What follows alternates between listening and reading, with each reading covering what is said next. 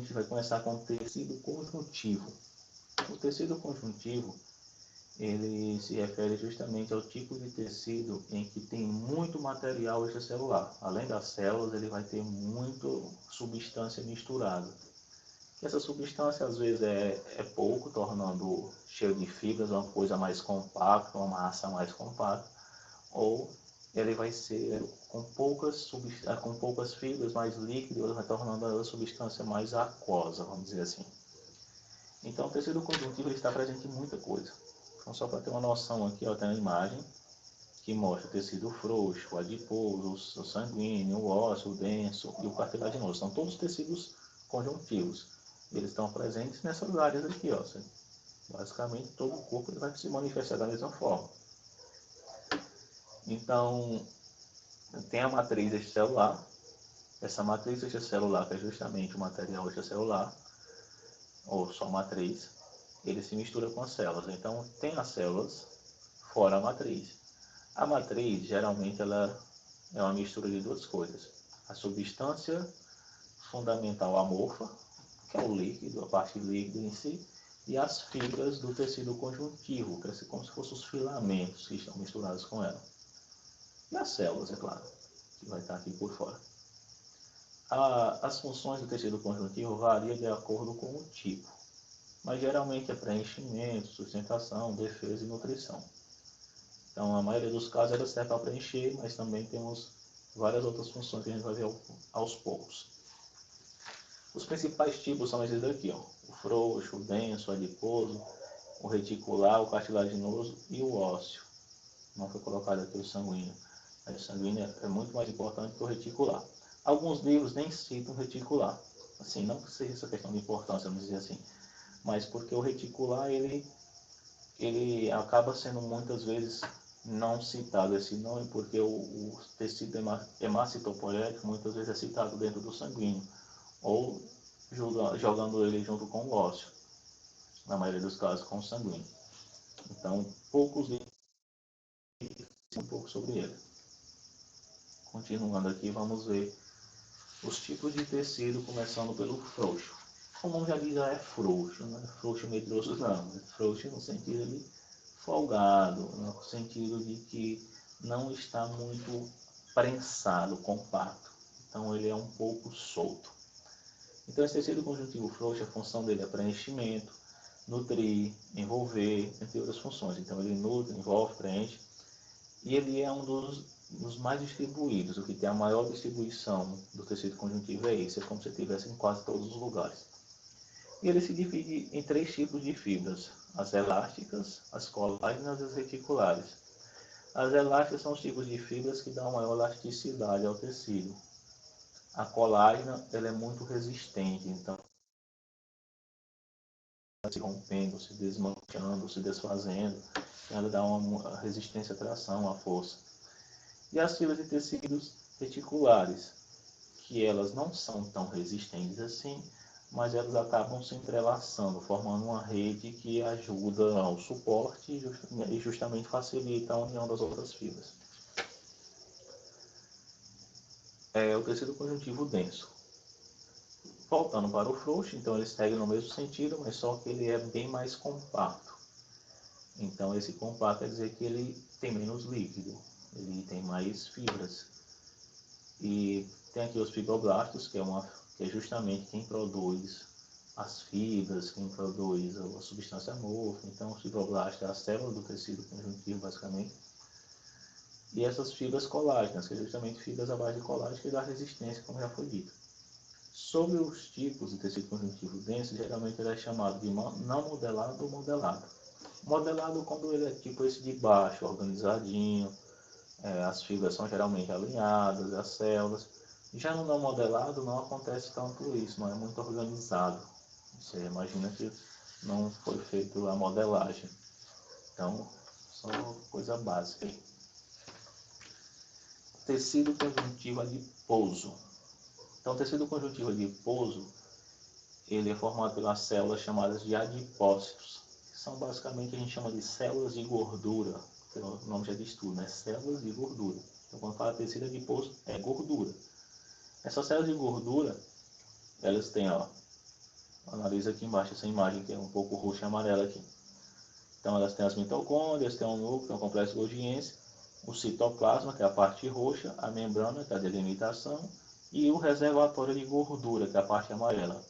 Então elas são grandes reservatórios de gordura. Quanto mais gordura tiver, maior será o adipócito. É claro que eles têm um limite também, mas eles se preenchem. Então essas partezinhas amarelas da outra imagem aqui, ó, aqui são os adipócitos, a camada de gordura.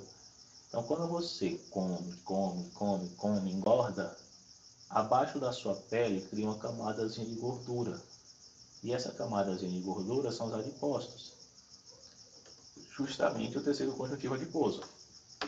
Então quanto maior for a camada de gordura, assim, maior a quantidade de adipócito, maior a quantidade de gordura armazenada, e elas vão estar aqui se acumulando em vários locais. Então, na barriga, distribuídas pelo corpo inteiro. Então, essa é a função. Tecido conjuntivo adiposo. Aí você pensa, mas por que vou estar guardando gordura? O seu corpo guarda gordura como uma reserva energética. Então, se ele quer energia, ele guarda gordura como se dissesse, bom, vou guardar aqui um pedaço de uma bateria de celular, para o celular depois. Então, ele guarda como energia extra. Se você precisar, está lá a sua bateria carregada. Se não, você continua utilizando a mesma. Então, quanto mais energia você vai consumindo, mais bateria você vai ter, mais gordura você vai ter. Mas só que são gorduras guardadas, para você gastar energia se você tiver como gastar. Então, se você pratica exercício físico, você queima essa energia e, consequentemente, ela vai sumindo. A camada de gordura vai ficar menor. Se você não pratica uma atividade que gaste energia, possivelmente, e come bem, come mais do que gasta, então seu corpo vai começar a armazenar gordura. Continuando, aliás, as funções do tecido adiposo, além de reserva energética, proteção contra impacto, ou seja, se levar um soco, se levar uma batida em camadas de gordura, geralmente ela ajuda a amortecer o impacto, o choque mecânico. E também atua como isolante térmico. O que isso quer dizer? Que ela isola contra a temperatura, ou seja, é tipo um cobertor no seu corpo. Continuando, tecido conjuntivo reticular.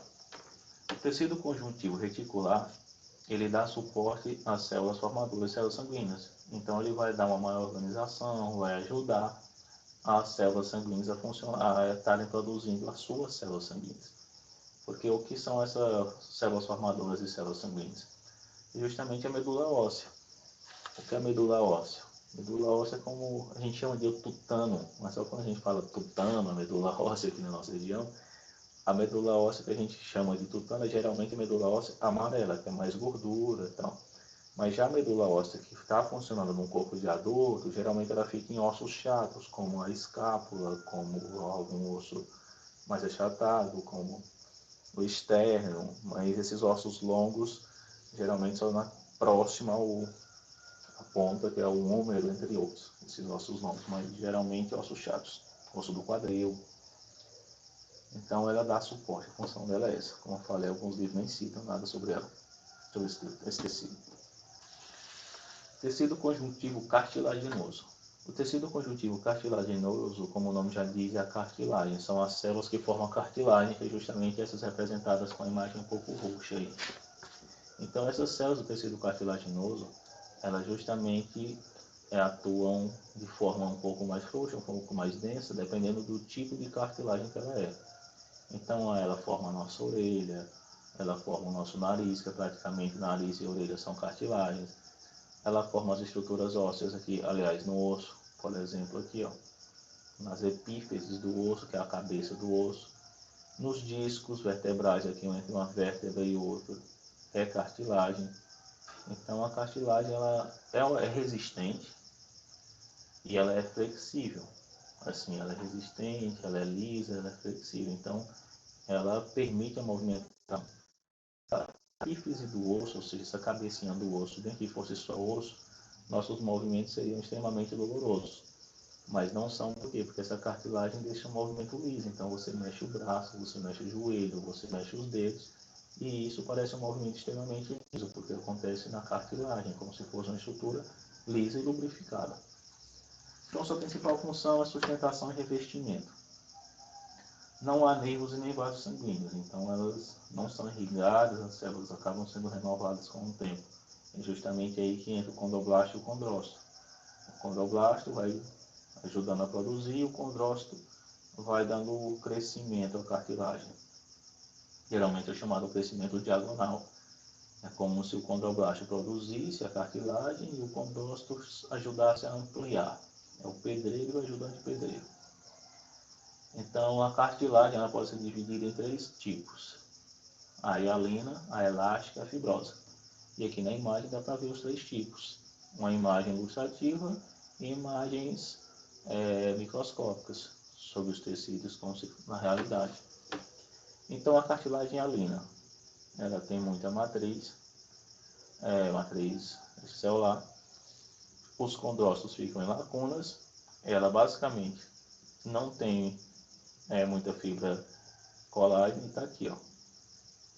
Então geralmente ela fica aqui no nariz. Já a cartilagem elástica fica mais na orelha. Então ela fica os condrócitos lacunas da mesma forma. A fibra elástica já fica no nariz, permitindo uma elasticidade, uma movimentação. E já a fibrosa ela é mais rígida.